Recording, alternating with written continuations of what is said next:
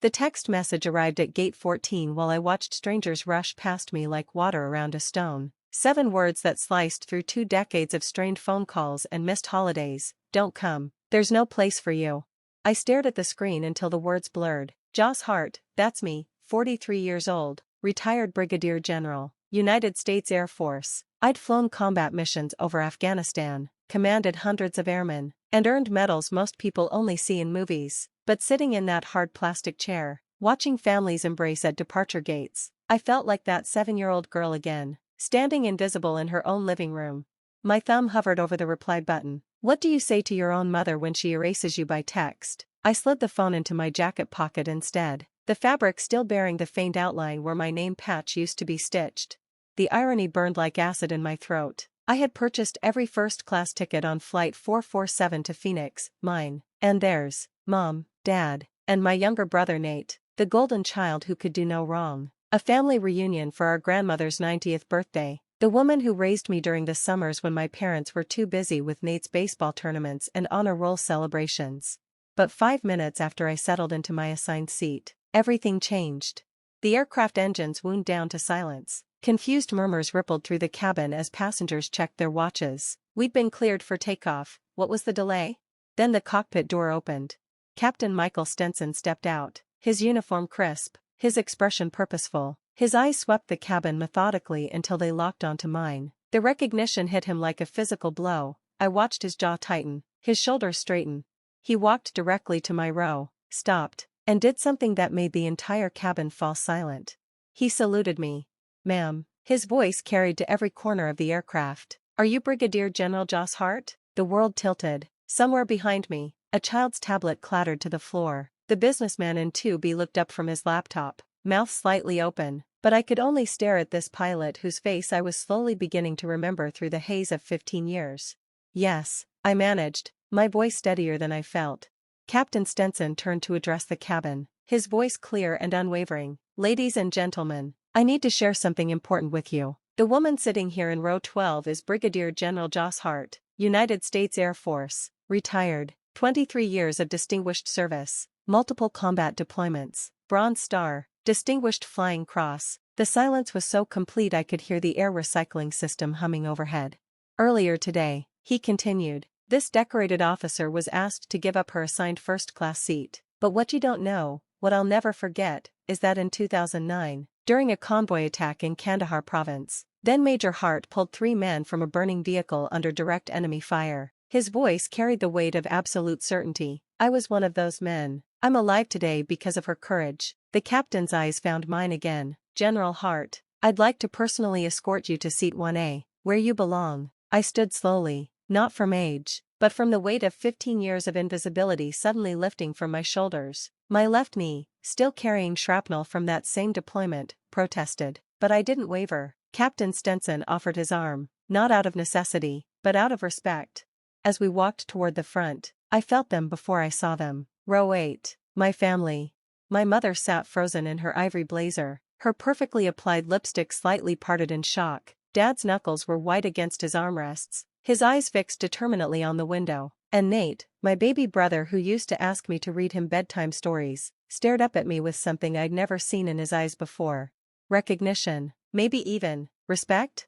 I didn't stop, I didn't slow. I walked past them the same way I'd walked past enemy fire, mortar attacks, and every other obstacle that tried to break me, with purpose, with dignity.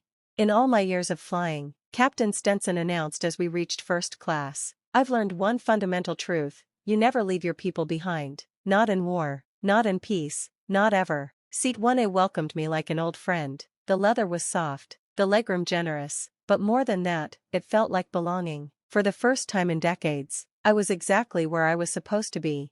Captain Stenson nodded once before returning to the cockpit. No applause followed. The moment was too profound for clapping, too sacred for spectacle. As the plane finally began to taxi, a man appeared beside my seat, 50s, weathered hands, eyes bright with unshed tears. General Hart? His voice was rough with emotion. My son, Staff Sergeant David Chin. You pulled him out of an IED blast in Helmand Province, 2012. The memory surfaced like a photograph developing in solution. The acrid smoke, the twisted metal, The young soldier's desperate cries for his mother as I dragged him to safety. He's a teacher now, the man continued, married, twin daughters. Every Father's Day, he calls me and says the same thing, Dad. I'm only here because of General Hart. His hand trembled as he extended it toward me. I've waited 10 years to shake your hand. I took it, felt the calluses of honest work, the strength of gratitude. He made it home, I said simply. That's all that matters. The man nodded, squeezed my hand once more, and returned to his seat, but he wasn't the only one. Over the next hour, 3 more passengers approached. A woman whose husband I'd helped evacuate during a Taliban attack. A young man whose sister I'd mentored through officer training. An elderly couple whose grandson served under my command and came home safely because of protocols I'd established.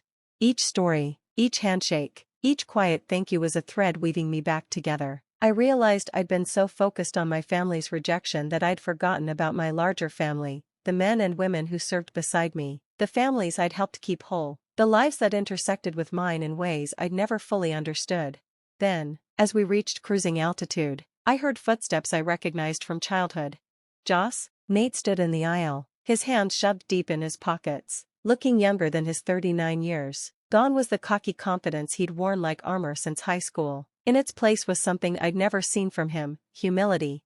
I didn't know, he said quietly, about you moving seats. I mean, I didn't. I wouldn't have. Yes, you would have, I replied, not unkindly. You've been doing it your whole life, Nate. You just never had to watch before. He flinched like I'd struck him. That's not. I never meant. I know you didn't mean to. That's what made it hurt so much. For a long moment, we just looked at each other, the golden child and the forgotten daughter, separated by more than just airplane seats.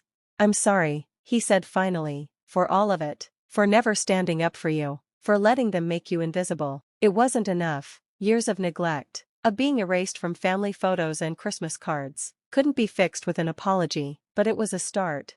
I know, I said.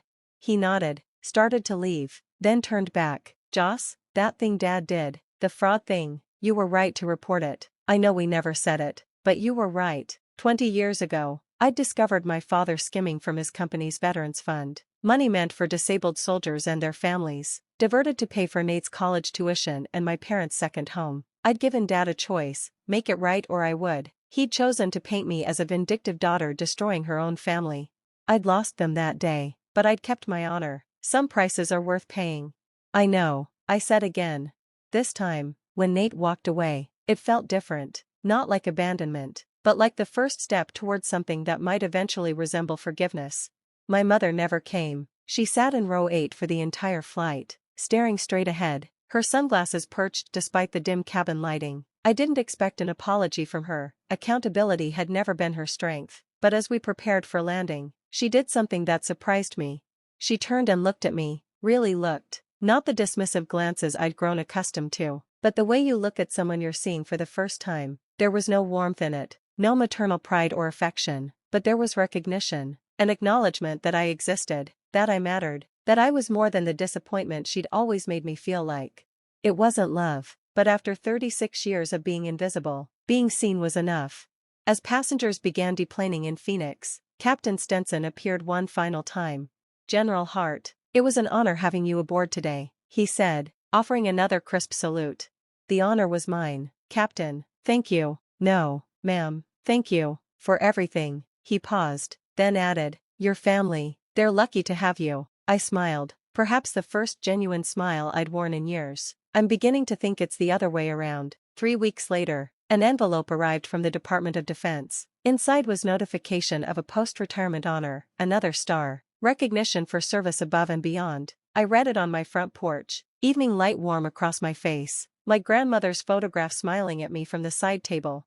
No tears, no fanfare, just peace, not because my family had changed, they probably never would, but because I finally understood something crucial. Their inability to see my worth had never diminished it. I was Brigadier General Joss Hart. I'd served with distinction, saved lives, led with honor. I'd sacrificed everything for duty and integrity, even when it cost me the people I loved most. And for the first time in my life, that was enough. Some families are born from blood, others are forged in fire, built from shared sacrifice and mutual respect. On Flight 447, surrounded by strangers who knew my true value, I realized I'd never been as alone as I thought. I had found my people, and finally, I was home. Friends, what do you think of this story? Write your opinion in the comments. Would you like more stories? Don't forget to subscribe and hit the bell button so you don't miss any videos. See you in next video.